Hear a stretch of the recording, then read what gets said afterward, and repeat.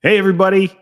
This week's about gangsters, your OGs, your gang. Changing up the titles a little bit to get your attention here, but it's important to know who your gangsters are. And the people who drive your business are your gang, right? And this is not your staff and it's not you. I guess it could be your staff. But what we want to think about with this, and I'm going to give you a second to think about, is who's your number one referrer to your business? I know you just thought of it because the names come to your head right away. And it's usually your top patient over the years that has always referred to you and has nothing but great things to say about you. You created a raving fan. That's usually them, and those are the best because they refer. They're a person on a mission out in the community, telling everyone about you. Every time there's a chance to talk about the chiropractor or the health provider, they rave about you. That's awesome, and that's probably the person you're thinking about. What about other businesses that maybe you've teamed up with, other providers that you've teamed up with, that you've networked with that refer to you? Maybe you're in part of a good BNI or a good marketing group or networking group that you have somebody in that group that you refers to you. Those are your gangsters. Now, the idea behind the gangster and your gang, right? And I mean gangster in a good way. Don't, you know, not in a bad way. The thing about your gang is if you got one of these rock stars referring to you or two, how much better would your business be if you had 5, 10 of these people out there that would just continuously refer to you? Easier said than done, but the concept makes sense, doesn't it? You can't argue this. If you had 10 patients that referred you a patient every month, 12 new patients a year, and you got 10 of them or 20 of them, man, those are great. And I know many of you get 20 referrals a month from random patients, like from other patients. A patient has a good experience, they refer their family. A patient has a good experience, they refer their friends. That happens. And any good chiropractic clinic will have that constantly happening randomly throughout all the patients that they take care of. The statistics are kind of crazy. 80% of people never do refer someone to you. That's nuts. The 20% that do are the ones that do. It's crazy how you can take care of 10 new patients, have 10 great experiences, and only 2 of them will refer to you. And you look at those stats, like, man, am I doing something wrong? And no, it's just the stats. Any business works like this. Any restaurant works like this. 10 great experiences, 2 of them will talk about it. I think less than 1 will leave a review. It's got to be like 25 for every 25 people that come through. Maybe 1 will leave a review. Kind of crazy. So those are the stats on that. But for your business, who are your gangsters? And I want you to just take a moment, even if it's just when you're listening to this 10-minute podcast this week, is who are my gangsters? How do I facilitate this? So all you need to do today on this podcast is write down on a list your top referrers. And it's okay if you got 1, and it's okay if you got 10. Just write them down, because those ones that are coming to the top of your mind are your original gangsters, right? They're the ones that, you haven't let down. You continue to give them great service. And you know what? It's so easy taking care of them now because the appointments are quick. They know what they're getting. They understand the concept, and they just keep referring to you. They just want to come and be with you. They just want to, it feels like they come for an appointment just to talk to you for 5 minutes. Am I the only one? Are you guys just listening to me, or do many of you have this experience? I'm sure you do. Those are the people. Now, how do you nurture those people? You almost feel like you owe them, don't you? I do. Doesn't mean you have to go out and give them extravagant gifts, but they definitely should feel appreciated. They should be getting a card in the mail randomly saying, thank you for being you. Thank you for the referrals. Don't feel like I don't recognize this. Thank you for that. And if I thank you before, I thank you again. Just a simple card with nothing in it, or put a Starbucks card in it, or whatever you want. But listen to these patients. If they have kids, if they have, family, if they love yoga, if they love going to the local sports team, whatever it is wherever you live, this is where you can really give your gratitude back to them and get them, 4 tickets for the family to the local baseball game that's coming up on a Saturday. Of course, you think about them. These are things where you can reward them for being that. Now we're talking about, now that's great. Now nurturing those people is so important to make sure you facilitate that relationship well into the future. That's the importance of gratitude. Chiropractors are good at being grateful. They really are. As a group, we are, because we're out to serve. We literally serve by our hands. It's pretty amazing. The point of this podcast is, how can you get more of those people? Let's call the original gangster Jenny. Jenny. We want to make Jenny happy. How do we get more Jennies to our practice? How do we get more Jennies in our community? And here's some ideas. You have to start facilitating your networks. You have to start going out there and doing it. I know many of us don't like it. We don't like the groundwork. We don't like making a call. We don't like going physically into another, business. Some of you love it. I don't mind it. I do it. I go out there because I know what it could turn into. So you go in there and then you just facilitate these things. And people are like, how do I do this? Like, I can never get a hold of the dentist. He's always busy, or she's always busy.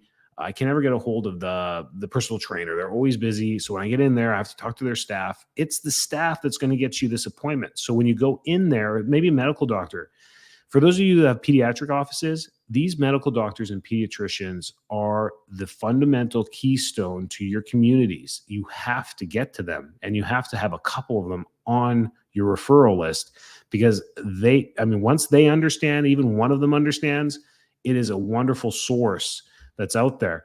And make sure your kids go maybe to those pediatricians once for a well check. We do it once every 2 years. We go in for a well check, and we make it crystal clear it's a well check. And they're great. They understand. They know what's going on, and they truly are holistic and amazing pediatricians. Anyways, I digress. You got to get to the staff. The staff are always there to answer your questions. The staff are always there to greet you. And then it's great walking into these businesses. You're like, holy crap, our customer service is so much better than most of these businesses. And make sure your service is. You go in there and tell them, hey, Melanie, I'm Dr. Enrico. I'm up at FLC.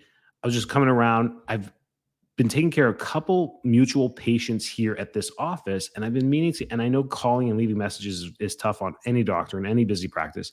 I was wondering if I could ever maybe talk to the doctor, get a lunch, get a coffee. Here's a couple of my cards. Let me know. Give me a call if that works. I'll stop by again next week.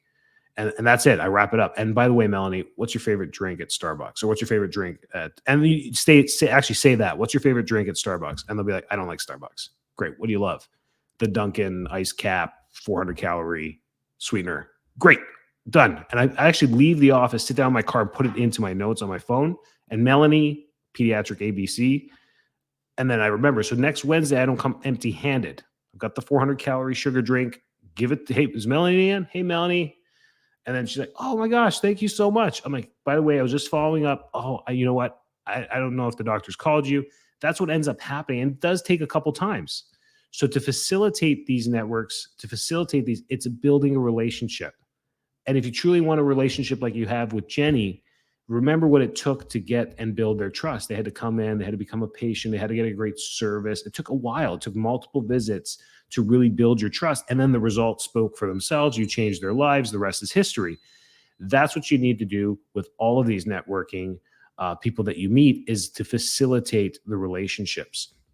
And do it. And you got to go around. This has got to be part of your marketing strategy. So when you divide your year into quarters, this is your quarterly strategy. How many people are you going to attempt to visit? And let's say the goal is 1 a week. There you go. You got 12, 48 for the year. You got 12 every quarter that you just got to go in and facilitate. What facilitate means is you come on in and you started something with the front desk staff. And that's good. You check it off, you keep a track of it on your marketing calendar, and then you just refacilitate these things. What ends up happening is 48 is a lot of networking to do. And what ends up happening is when you get 1 or 2 of them and they do refer, bingo. All it takes is 1 out of the whole year, 1 referral. For many of you, you run great practices. You got great case visit averages. So for me, for $2,500, that's what a patient's worth to me in my office. So for me to go out there and just make 1 connection where a doctor's like, yeah, you know what, take care of little Jimmy, bingo. I mean, that was totally worth my time, no matter how many coffees I had to buy to get that, right? It's only about 1 or 2, by the way. So I hope that's a strategy for maybe getting you out of your seat, out of the chiro office, and into local businesses. And then thinking outside the box is the next level, the third layer of this cake. So we got the referrals, the internal people that you could ask for. If you guys don't do 2-card Tuesdays or 2-card Thursdays, you got to do it. You know what 2-card Tuesdays, 2-card Thursdays is? You leave a stack of cards your business cards in the adjusting area or in the adjusting rooms, a stack of them every Tuesday, and every patient on the schedule that day gets 2 cards. And you say something like this: "Hey, Jim, here's 2 of my business cards. I know we've been taking care of you for a month. I know we've been taking care of you for 7 years. Here's 2 of my business cards. We're ready and open again, accepting new patients. If you got good things to say, the next time someone says they got a headache or back pain, you know who to call, right? Not Ghostbusters. You call me, here's 2 cards, just hand it to them, and I'd really appreciate that." And it depends. Be yourself. Put it in your own script. Do it yourself. I learned it through one of my coaches back then. And if you have the balls to do this, go ahead. When they're lying down, you're like, "Hey, Jim, do you like me?" "What? Yeah." "What are you talking? What do you mean? Do I like you?" Complete curveball for them. Like, "What? Yeah." You know what? Most of our patients refer, and I haven't heard anyone that come in and say, "Hey, Jim told me to come see you." So, and they're like, "Whoa, what the heck? What's this all about?" Right? And you make them think that, "No, of course I do." "Well, I'm kidding, Jim. Here's 2 cards. Think about me. I did this today because now you're gonna be like, what the heck?" Think about me. Leave them in your car, and then just think about me when you're talking about your success in our office, or it's someone that you work with that you're like, "Man, this guy's always got a runny nose. Like, I'm going to send him to Dr. Enrico." Little things like that. Make it your personality. Obviously, if you've listened to my podcast, you're kind of learning my personality. It's very satirical, abrasive, but funny, and I get away with it. And I've built a great business doing it. So I'm not going to stop. I don't care what you think about me. That's how we do it. So 2 card Tuesdays, great for your associates too. For those of you that have newer associates, newer grads, teaching them this, the 2 card Tuesdays, just handing 2 cards out to everyone. It's breaking that barrier of being able to make the ask. It's a great start. I think one of the biggest problems we have just as humans, humanistic, is we don't want to ask people. We don't want to be vulnerable. But did you know the best way to make deep relationships in your personal life with friends and neighbors and people in your community, for your personal life, not for your business, is to ask them for something vulnerable? That is the psychological way of the brain, is once you ask someone for something and they deliver, there is now not an owing. You don't owe them. You feel like now you owe them, but there is this relationship, this friendship that's built saying, "Yeah, I got your back." It's just humanistic. So take the psychology of humans and use it into business. Don't be manipulative. This is where sales tactics suck in the car dealerships and even in our industry. You know who they are, scaring people into care. But using human psychology to do that, make the ask, say, "Here's 2 business cards. Can I ask you to just remember to tell people about us? And if you think about us, do it." And you know what you get every time? Jim stands up from the table and is like, "Dude, I talk about you all the time. Like, I've told like 20 people to come here. Obviously, they're not coming here." And I'm like, maybe they do. Maybe they're just not saying Jim referred. It's like, I'm going to go back and ask. I know Amy, I was just talking to her like a month ago. I'm going to ask her how her headaches are doing. And he's got a card now. Like, this is what's happening, facilitating in their head, is that now they're like, oh, connecting the dots. So having this every Tuesday, making it redundant. Many of you have people that come in weekly and they come in every Tuesday. So you gotta be good at this. Like after maybe 3 weeks, they're like, "Dude, I got like 10 of your cards. Like, I'm good." So maybe changing it up to Thursdays or Mondays or whatever. You guys will figure it out. That's a great internal one. The third level of the cake is to get outside the box. So we talked about maybe networking with healthcare professionals, but what about local businesses? What about the coffee shop, the pizza joint, the burger joint, the nail studio, are they nail studios, nail salons, whatever it is, things outside of healthcare, outside of the box that maybe you didn't think about. And how do you facilitate these things? This is the toughest one. "Hey, I'm Dr. Enrico from FLC. I was wondering how we could team up with your hair salon and tell people more about what we do." And usually it's leaving some cards with the stylists, leaving some cards with the barbers. I jump around barbershops on purpose because, one, I don't know why I have to even pay for haircuts anymore, but I go there to leave business cards. And believe it or not, they become patients and they do leave their cards. I only need it like once a month.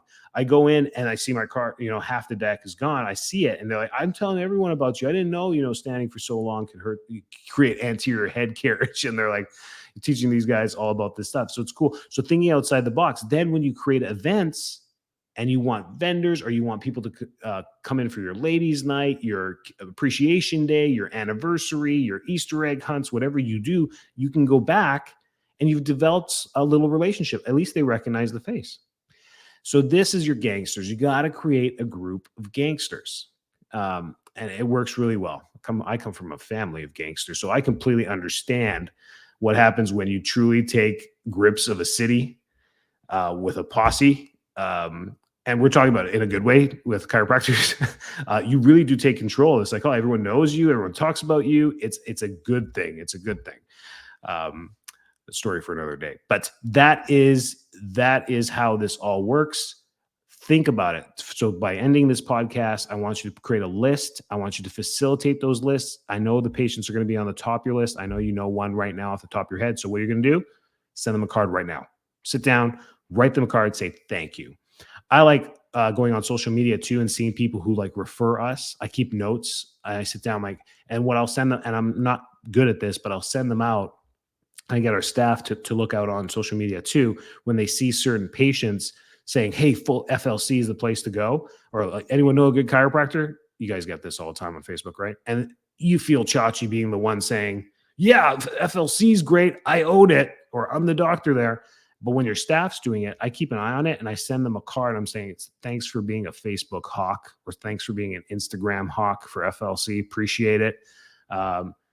We notice you. We appreciate you. And that's just a card. You don't have to give them anything for that. They just mentioned you for 2 seconds on but you send them a card. Man, that's super special. They're like, holy smokes, they're seeing that and they appreciate me. We have people that do that came to us 5 years ago, got their kids in for some care or whatever, maybe, or themselves, and haven't come back. They felt like that was the end of chiropractic for them. We did a bad job with wellness, whatever. And I still see them on there referring to, they had such a good experience that they keep referring. So remember, just because patients are not with you for wellness care forever doesn't mean you didn't serve them the way you were supposed to serve them in the moment. So keep on trucking, keep doing what you do. You guys are all awesome. Have a great week.